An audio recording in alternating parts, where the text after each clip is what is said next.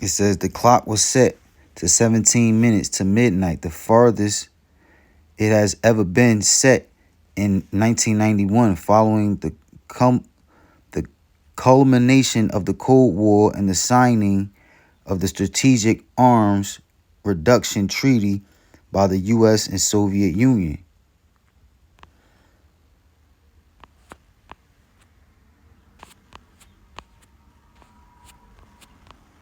All right, so that's it on that. But one more. This is from the same site, newsweek.com, but this one is from January 23rd, 2024. The other one was from December 2023. This is January 23rd, 2024. Nuclear war update as new doomsday clock prediction revealed. It says the doomsday clock has been officially reset and will remain at 90 seconds to midnight. The decision was made by the Bulletin Science and Security Board, SASB, in consultation with its board and sponsors, which includes 9 Nobel laureates,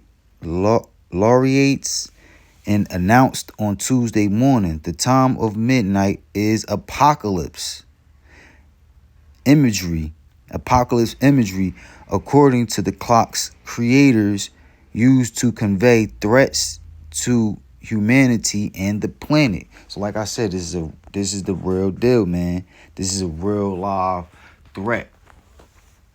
And it don't get no realer.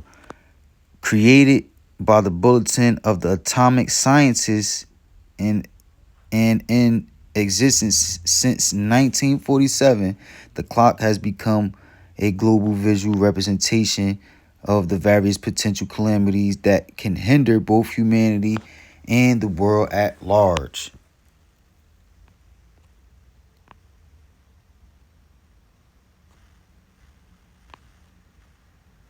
All right.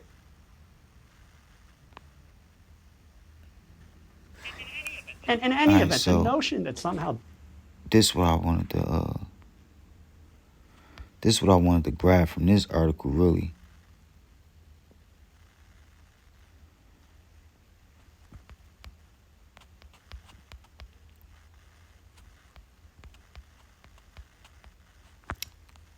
Fuck. I think it was in the other one. They were showing the clock. All right.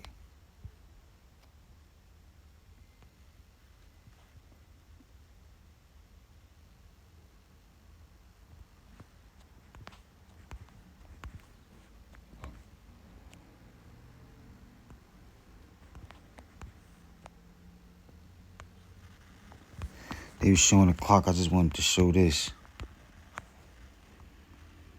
real fast. Come on, stupid shit. Fuck out of here.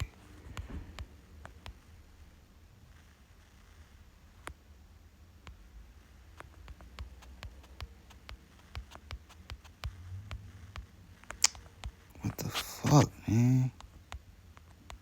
Salakia, man. I gotta get this shit together. Was it this USA Today? Yeah, it was this USA Today.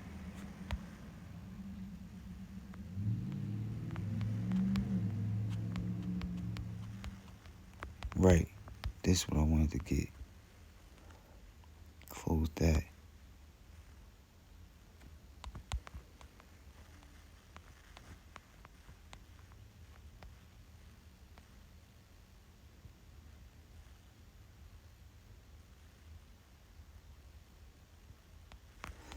All right, so this is from USA Today. It says scientists to deliver a warning about nuclear war with Doomsday Clock 2024 announcement. This was published January 13th, 2024. It's almost that time again. Time for the annual update of the Doomsday Clock, the symbol of how close the world is to civilization ending catastrophe. Um,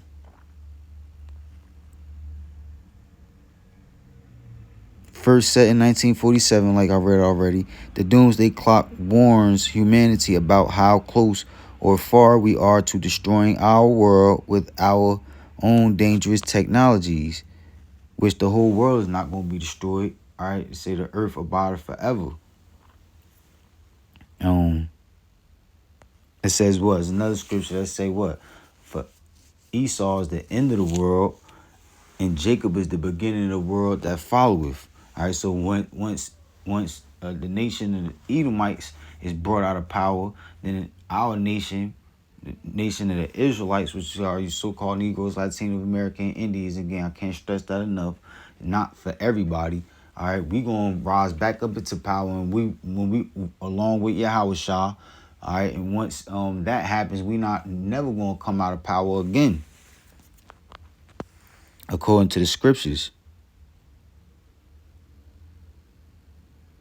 We are destroying our own world with our own dangerous technologies. It is a metaphor. No. Yeah, right. It is a metaphor, a reminder of the perils we must address if we are to survive on the planet, according to the Bulletin of the Atomic Scientists, which sets the symbolic time each January. So this is what I wanted to get, how the clock changed. All right. So right down here you see in 1943 it was set to 2 minutes. The U.S. tests its first hydrogen bomb in November 1952. In 91 it was set back to 17 minutes.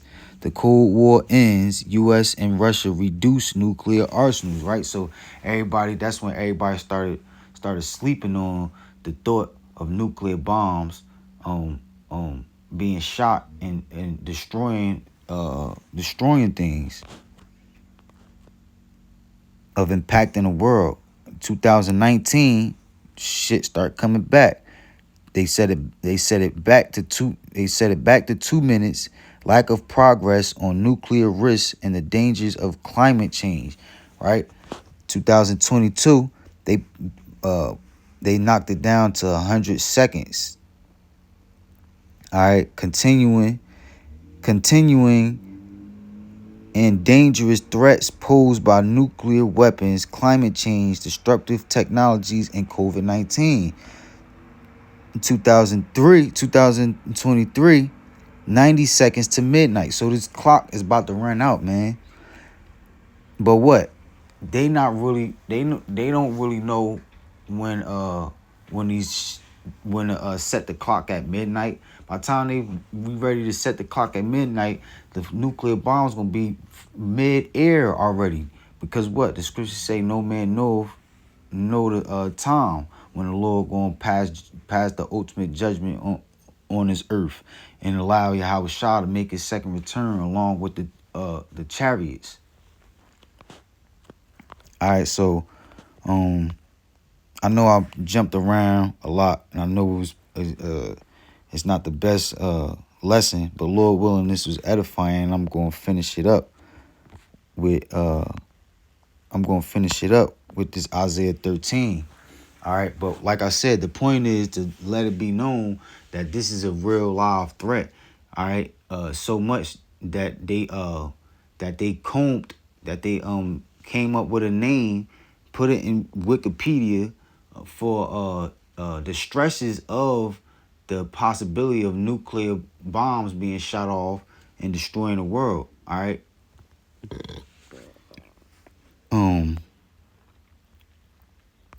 So this is Isaiah 13:1. The burden of Babylon, which America is spiritually Babylon. All right. The burden of Babylon, which Isaiah, the son of Amos, did see. Lift ye up a banner upon the high mountain.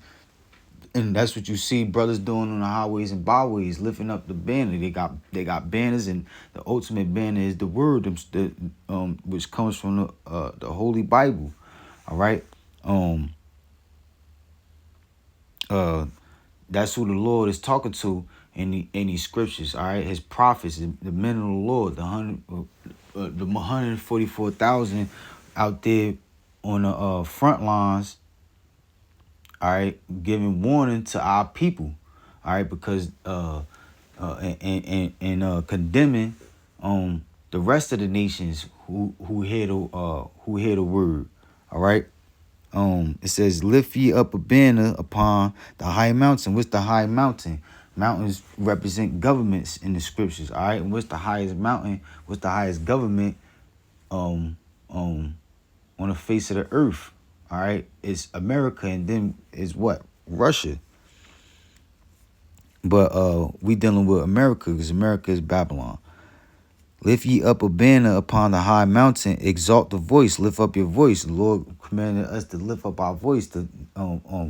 So that's why you might catch brothers on the highways and byways in your downtown areas or wherever you might see them at, and they might be yelling, they might be lifting up their voice, all right, out of anger, out of passion. All right, but ultimately we was commanded to lift up our voice. All right, to help the word get out there, to help get the attention of the people. But you got brothers flooding the internet as well. So that's another way to exalt the voice for the word to be exalted, the word of the Lord to be exalted, to be brought up on a higher level. Exalt the voice unto them, shake the hand. When you shaking your hand at somebody, you telling somebody off. All right, you warning them about something.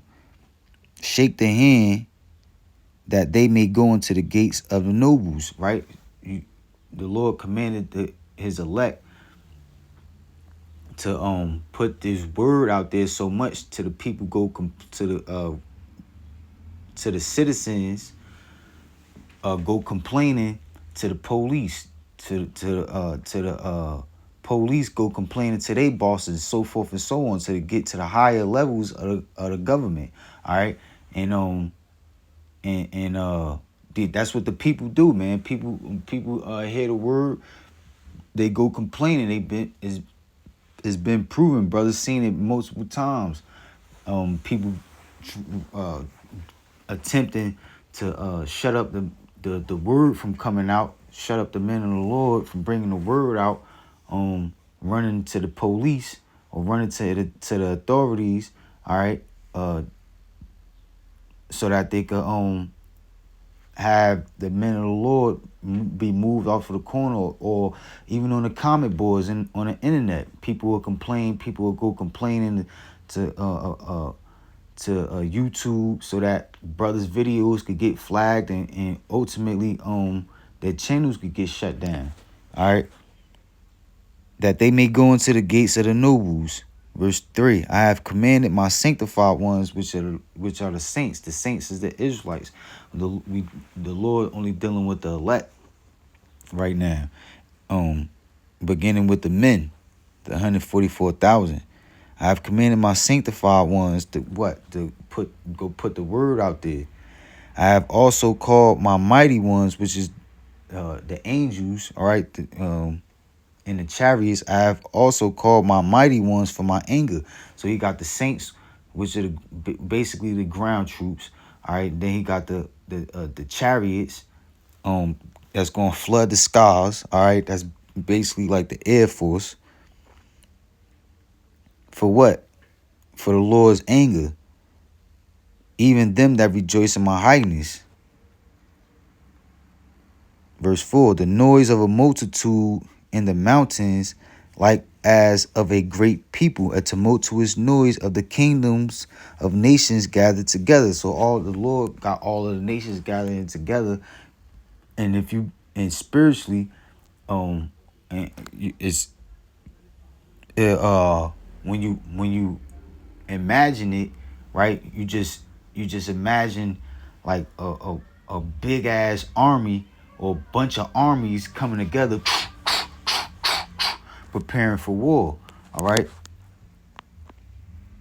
A tumultuous noise of the kingdoms of nations gathered together. The Lord of hosts mustereth the host of the battle, right? Which means that the Lord is Yahweh Bashim, Yahweh Shah, right? The Most High, Yahweh, which is the Most High's name.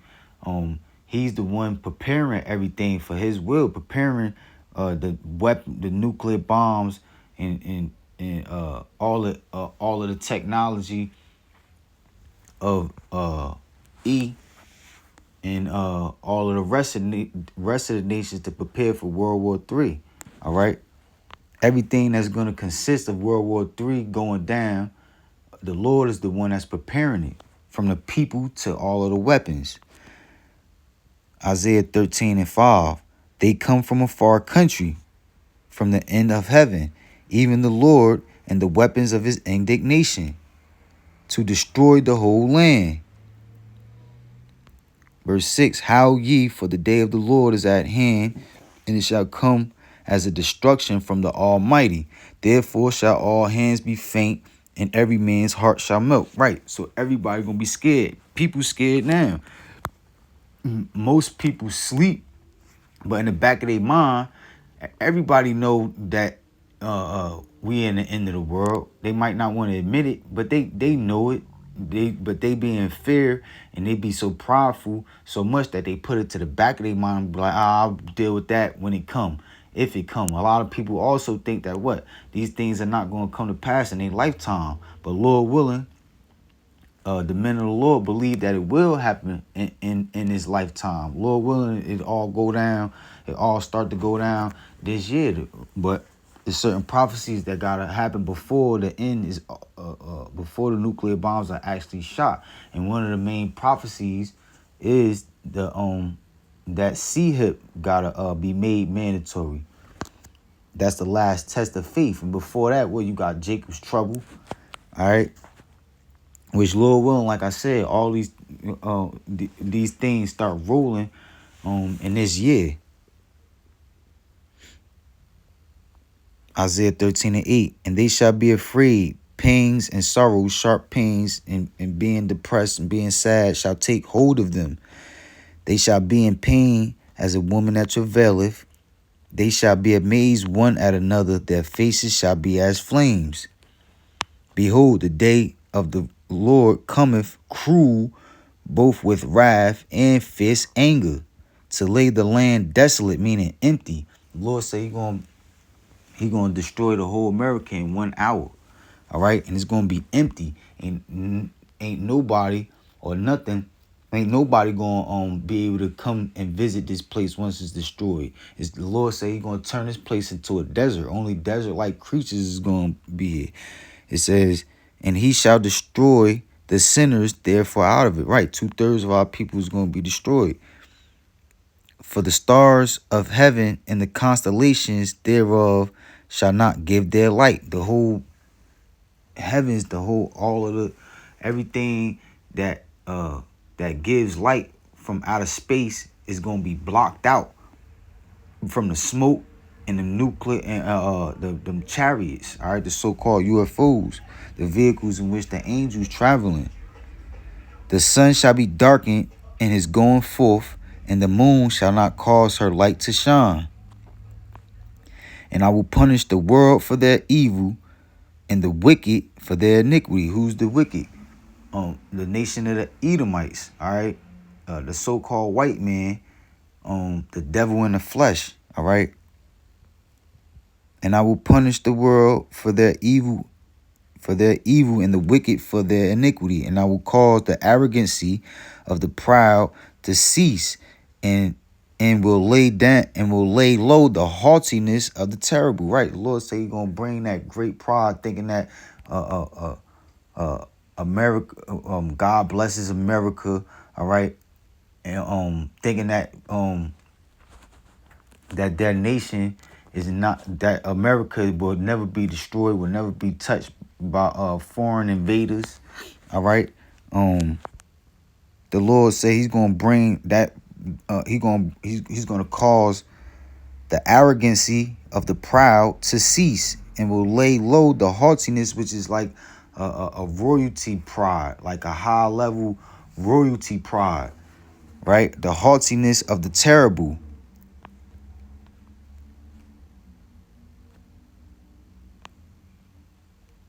Right. And I'm gonna end it there, man.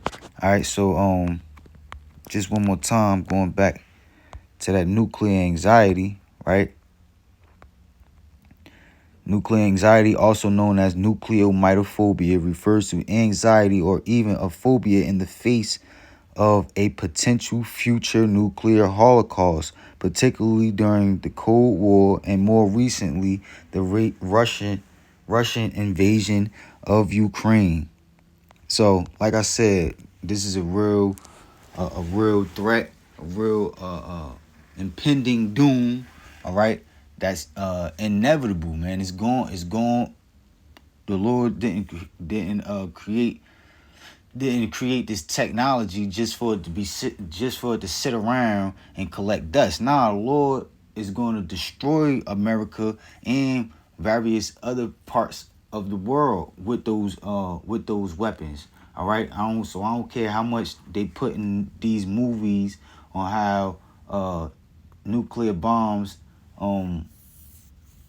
these nuclear these movies where they got nuclear bombs, but America somehow and always wound up surviving the nuclear holocaust, or just causing the nuclear bombs to not be shot off, bringing some type of peace to the world. I don't care how much they try to portray that as something that's going to happen. But the Lord got different plans. The Lord has plans, like I said, to destroy this system of things, which is basically hell, man. All right, because what, hell is not a place that you're gonna go after you die. Nah, hell is a place, is this place right here, America, man, and any other part of the earth being controlled by the so-called white man, which they plan on taking over the whole world with their new world order, man. All right, which the Lord is not with. That's why he destroyed the Tower of Babel and broke up the languages, because he's not with all nations just being together on some without outside of the order that he planned from the beginning to set up on the face of the earth. All right, so Lord willing, this was edifying. Salakia for it being kind of shaky, but yeah. With that, give all praise, honor, and glory to Yahweh Ba'ashem, Yahweh Shah Ba'ashem Kakwadash. Double honors to the apostles, bishops, and elders of Great Millstone. Double honors to my elder, to Zion, and Shalom to the hopeful elect.